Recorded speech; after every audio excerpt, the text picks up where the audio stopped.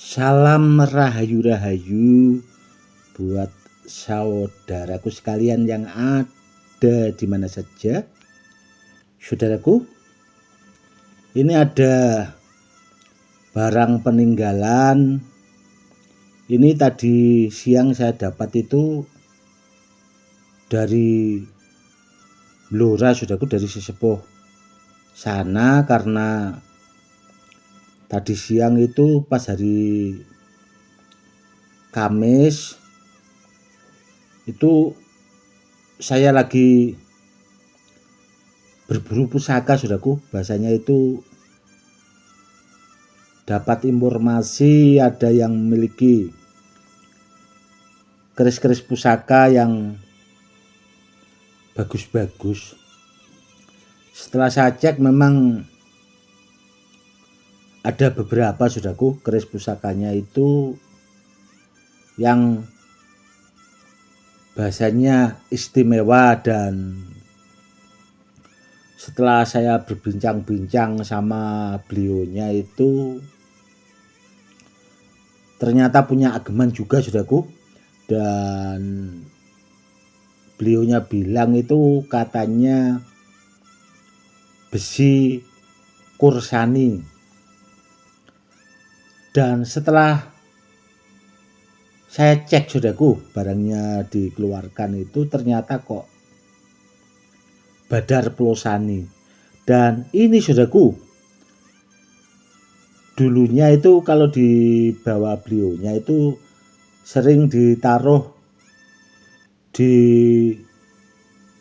dekat tembakau itu loh, saudaraku. Jadi di dalam plastik bekas rokok tembakau, saudaraku. Karena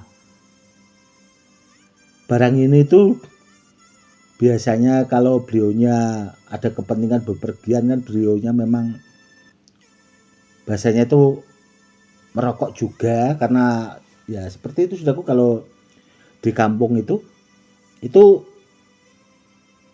dibawa, dimasukkan di dalam saku kantong, saudaraku.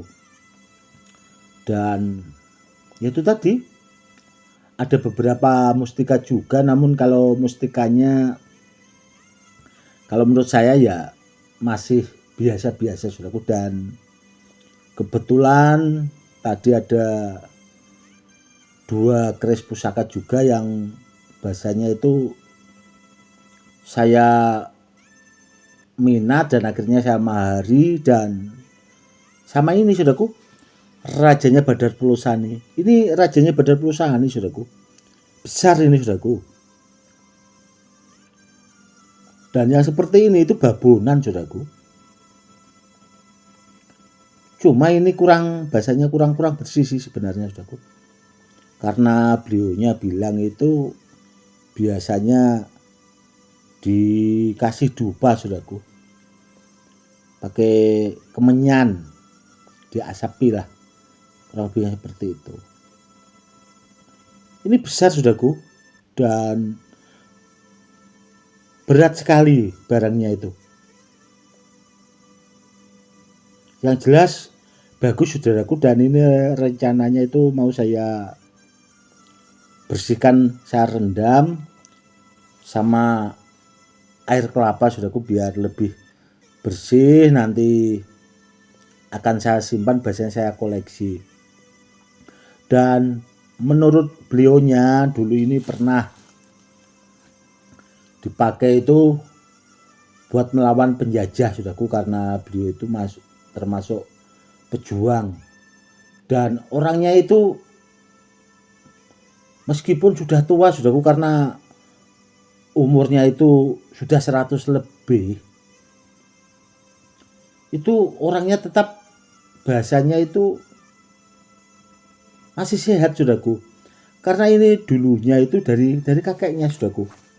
Barang peninggalan turun temurun, yaitu tadi dulunya pernah dipakai buat melawan penjajah Belanda, saudaraku. Dan akhirnya barangnya itu sampai ke beliaunya itu tadi. Dan ya alhamdulillah, saudaraku, ini bisa bahasanya saya koleksi. dan sekaligus menjawab pertanyaan dari saudara kita yang banyak masuk ke WA juga. Dan kemarin juga ada saudara kita itu yang bertanya, Gus,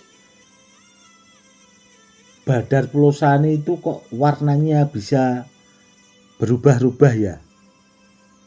Begini saudaraku, Badar Pulosani itu memang terkadang itu warnanya kehitam-hitaman, kehijau-hijauan, dan terkadang itu seperti batu meteor saudaraku. Jadi keluar kilauan-kilauan kertip-kertipnya seperti itu saudaraku. Namun yang jelas saudaraku, warnanya itu hijau saudaraku. Apalagi kalau sudah dibersihkan itu tadi. Dan ini saudaraku, itu berat sekali saudaraku.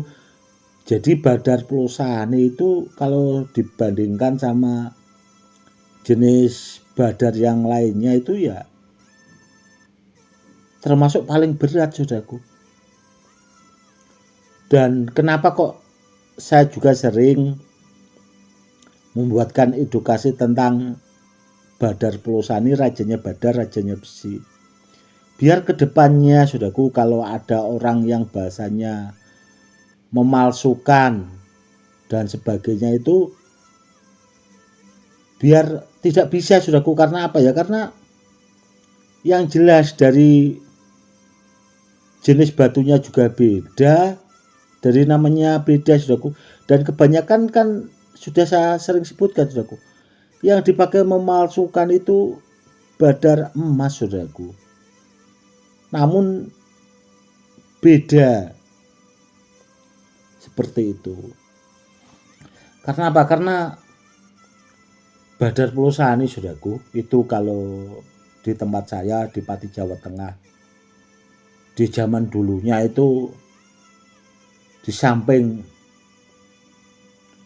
bahasanya dipakai buat ageman pamungkas, barangnya itu juga sangat langka saudaraku. Kalau sampai dipalsukan sama oknum-oknum yang tidak bertanggung jawab kan bahasanya itu kurang ajar saudaraku. Dan ya itu tadi saudaraku ya,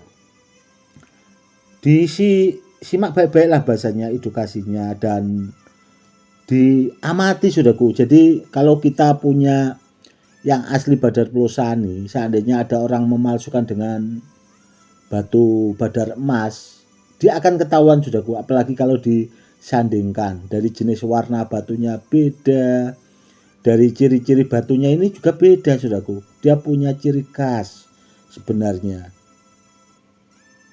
seperti itu. Yang jelas saudaraku ya, sudah saya bilang di setiap edukasi yang pernah saya sampaikan, zaman dulunya Pulosani itu kan sudah sangat jelas saudaraku. Masuk di pakem keilmuan, masuk di pakem keris pusaka. Jadi seandainya bahasanya ada orang yang ya kok itu kok nggak ditulis di sejarah dan sebagainya, itu sudah tercatat di dalam keilmuan saudaraku. Jadi sudah mendarah daging. Dan rajanya badar, rajanya besi ya Pulosani itu sendiri saudaraku. Seandainya saudaraku lebih paham, mungkin akan lebih memahami lagi. Kurang lebihnya seperti itu. Oke saudaraku, mungkin cukup sekian dulu edukasi kali ini.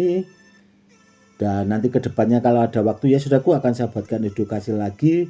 Dan inilah perwujudan Badar Pulosani dari Sesepuh Blora yang tadi siang saya dapatkan saudaraku. Cukup sekian dulu. Salam rahayu-rahayu. Salam hormat saya, Gus Edi.